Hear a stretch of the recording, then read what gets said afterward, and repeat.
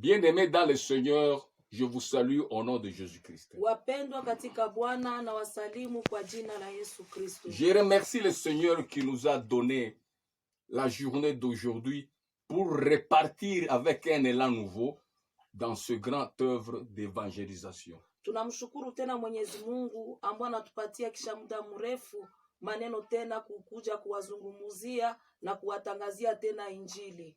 Après l'année passée, Kutokea mwaka uliopita, jusqu'à ce jour, nous avons connu une interruption. Tulipata kizuizi fulani ambayo haikutusukuma tena kuja kuwahubiri. Dans la prédication de ce grand livre, par son message. Na kupitia kitabu hiki ambacho kinakuwa na ujumbe kubwa. La guérison de l'Église par le Saint-Esprit de Dieu. Uponyaji wa kanisa kupitia roho saba za Mungu. J'ai développé l'esprit d'adoption. Na pale kabisa tulianza kabisa na roho ambayo inalea.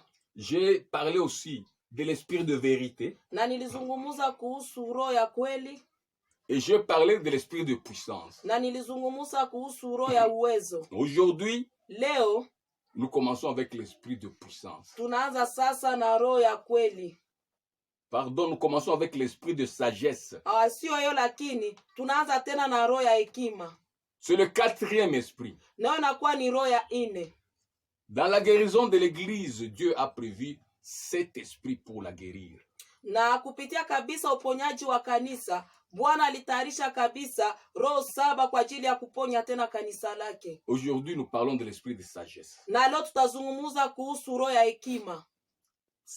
C'est différent de la sagesse. L'esprit de sagesse et la sagesse, c'est deux choses différentes. Na pale hekima na roho ya hekima inakuwa vitu mbili ambavyo vinakuwa tofauti.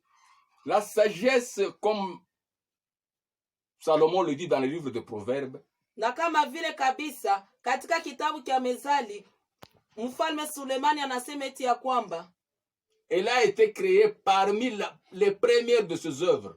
Na iliumbwa kabisa kupitia kabisa umbaji wa kwanza wa Mwenyezi Mungu. Avant même que la terre existe, mbele kabisa, la sagesse a été créée. Mbele ulimwengu kuwe, hekima tayari ilikuwa imeumbwa. Et Salomon a longuement parlé de la sagesse et il est l'homme le plus sage témoigné dans la Bible. Na Sulemani alizungumza katika mambo marefu kuhusu hekima na ni mtu mwenye kabisa anakuwa kwake na hekima mingi sana. Faut faire la différence entre la sagesse et l'intelligence. Inabidi kabisa tufanye utofauti kati ya hekima na akili. La sagesse et l'intelligence peuvent se rassembler, mais il y a une très grande différence. Na hekima na akili vinaweza fananishwa kidogo, lakini ndani mwake mnakuwa tofauti kubwa. Et c'est pourquoi vous trouverez qu'on parle de quelqu'un qui est très intelligent, mais par manque de sagesse, il échoue dans toutes ses œuvres. Na ndio maana unaweza sikia mtu anasema eti ya kwamba anakuwa na akili nyingi, lakini kwa sababu ya kukosa hekima anakosa mambo fulani ama anashindwa hata ndani ya kazi zake. On nous parle même d'une femme qui peut être intelligente, mais par manque de sagesse, elle détruit sa propre maison. Na wanaweza kutuzungumzia kuhusu mwanamke ambaye anakuwa na akili nyingi, lakini kwa kukosa hekima anabomoa hata unyumba wake. Donc la sagesse, vraiment, c'est une valeur la plus ancienne de la créature de Dieu. Acha nikwambie eti ya kwamba hekima ni mojawapo ya vitu ya kale kabisa ambao Mwenyezi Mungu aliumba. Indispensable pour commencer et réussir toute œuvre. Ya maana sana juu ya kuanza na kuweza kila kazi. C'est pas pour rien que Salomon,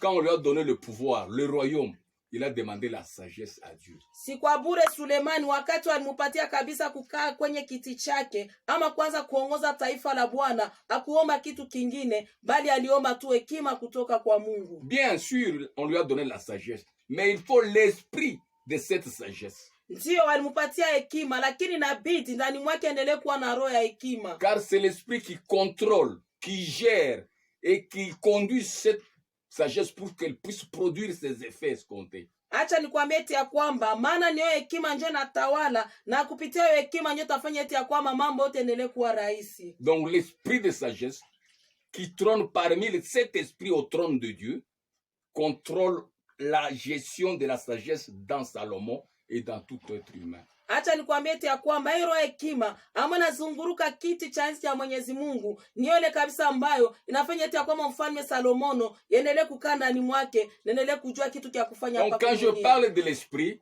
c'est-à-dire on réclame aussi une obéissance à cet esprit.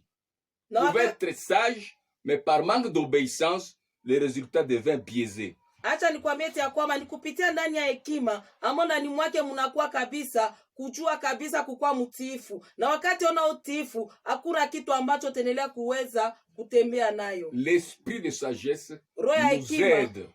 Inatusaidia.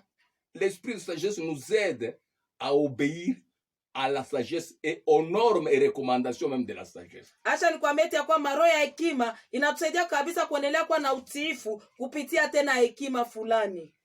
Alors, j'avais bien dit que pour être un ministre de Dieu, na nilisema vizuri, kama unapenda kabisa ukuwe mwakilishi wa Mwenyezi Mungu, il faut être conduit par au moins 2 esprits parmi les 7 esprits de Dieu. Inabidi kabisa utembelewe ama ndani mwako ukuwe kabisa na hizo roho mbili ambazo tuko tunazungumuza.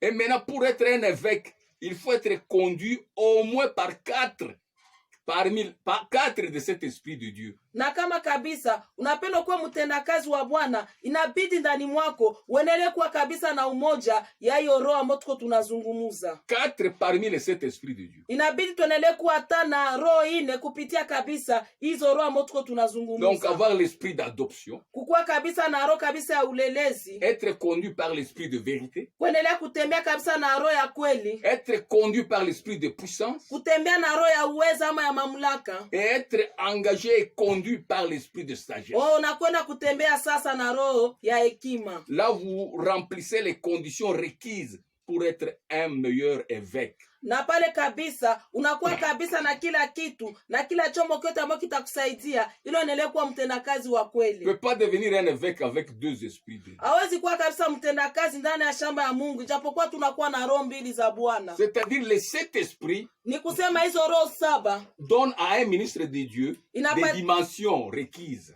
Inapatia kabisa mtendakazi wa Bwana ama ule ambao tunatia kabisa ule mwana kuwa mwakilishi wa Bwana hapa chini ya jua, inampatia